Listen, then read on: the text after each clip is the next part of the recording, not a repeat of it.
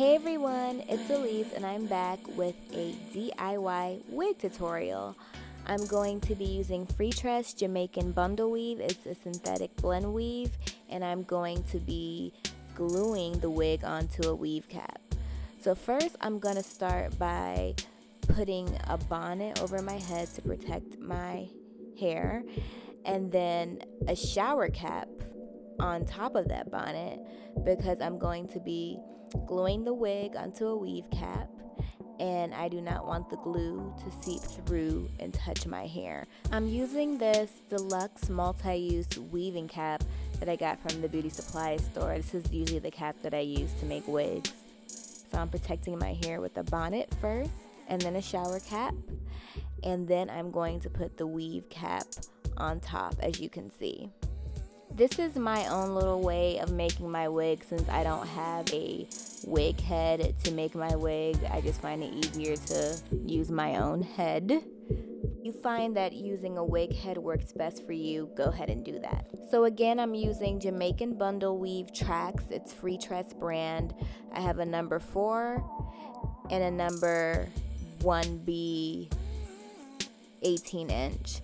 And I'm only using 2 packs because this hair is going to be very full. This right here is the number 4. I'm going to start off using this, and I like to blend the colors together to make it look natural. So right now I'm just going to measure how much I need in the back. I do cut my wefts. I don't have a problem with shedding. I'm not sure why, but I just don't. I'm using this typical weave glue, dollar weave glue, nothing special, and I'm just applying some glue to the track. And I'm going to apply that to my head. You do want it to dry a little bit so it's a little bit tacky before you put it on and it doesn't just slide right off. And I'm just kind of feeling for where it needs to be. I'm not really using a mirror. I've done this so many times.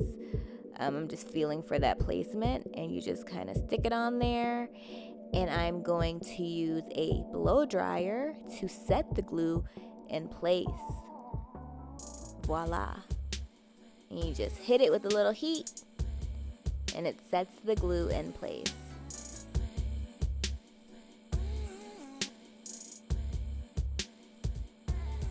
You see I'm just pressing it down to make sure it's sticking. So now I'm going to place another track, just measuring it to see how long it needs to be, cutting it, applying the glue to the track, like so. You don't need too much glue, but putting too much won't hurt it. And again, I'm kind of feeling for where it needs to be, pressing it down. I'm putting it like maybe a 1/2 inch above the first track. I like to make the back of my wig pretty full because I don't like to have holes in the back. You know what I mean when you buy a wig and the back is kind of thin. So I do like to add a little extra hair in the back and make sure it's nice and thick. So again, I am using my blow dryer to get that glue to adhere to the wig cap.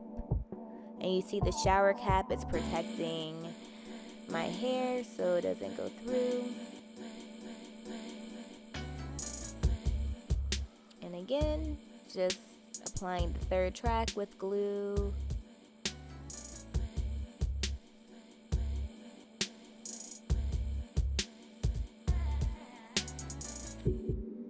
Feeling for where it needs to go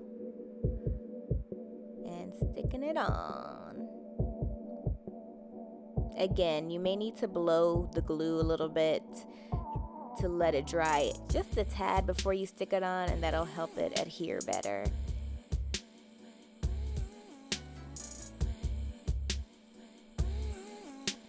I'm using a mirror just to make sure I'm on the right track. Now I'm just kind of looking at the back to make sure that's the thickness I want, combing through the weave a little bit, when you comb through it, you see it does get a little bit more fluffy and more volume, and you can kind of fill in those holes. So that looks pretty good for the back of the wig. Now I'm going to get started on the 1B. I have the 4 on the right and the 1B on the left. You can see the color difference. The 1B is almost like a jet black. So blending those colors together really gives it some dimension, and it just looks natural.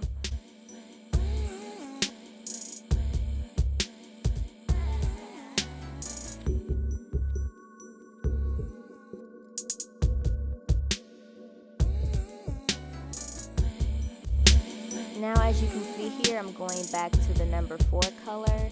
So maybe every couple of tracks I am changing the color to give it a nice blend. And as I get to the top, you see I'm doing a U shape.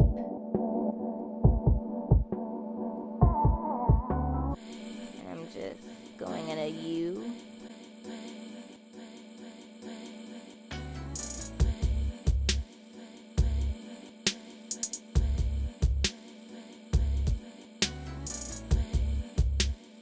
Now I'm going to start cutting the tracks shorter and filling in that U, just going straight across. You can see I'm measuring out a track right there. And I'm just going to start to lay the tracks going straight across.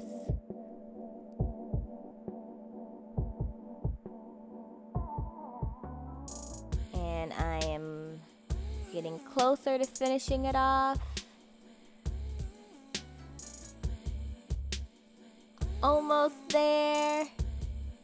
And this is the last track I am blow drying. All finished. Yay! That wasn't too hard, was it?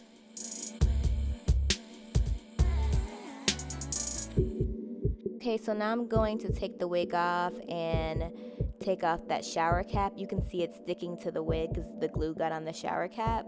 But it's so much better for it to be sticking to that shower cap than to your hair. So that's why we wear that shower cap. And there we have it. It's all done. Custom wig made by you. And now I'm going to put it on. You see I have my hair braided. I have my leave out in the front twisted, so that the leave out will blend in with the wig.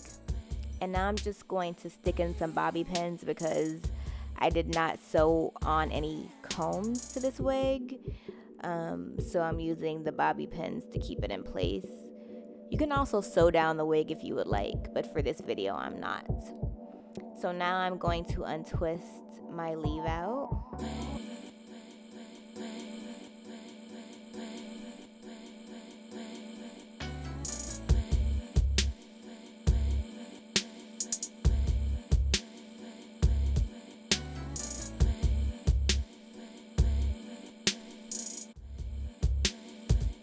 And now I am styling and cutting the wig.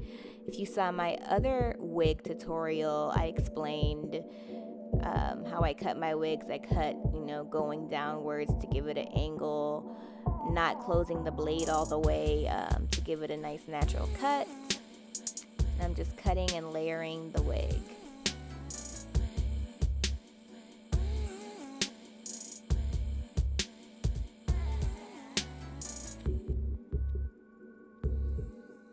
Yes, also make sure you get the back of that wig to make sure the back is layered as well as the front.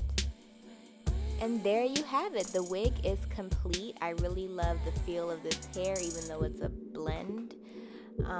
It feels very natural. I didn't need to put any products in it. My hair blends in nicely with it, and it's gorgeous. I wore this wig for about a week, and then I switched up the styles, but the wig still looks very beautiful after a week and hopefully beyond. And there it is. I hope you guys like this tutorial.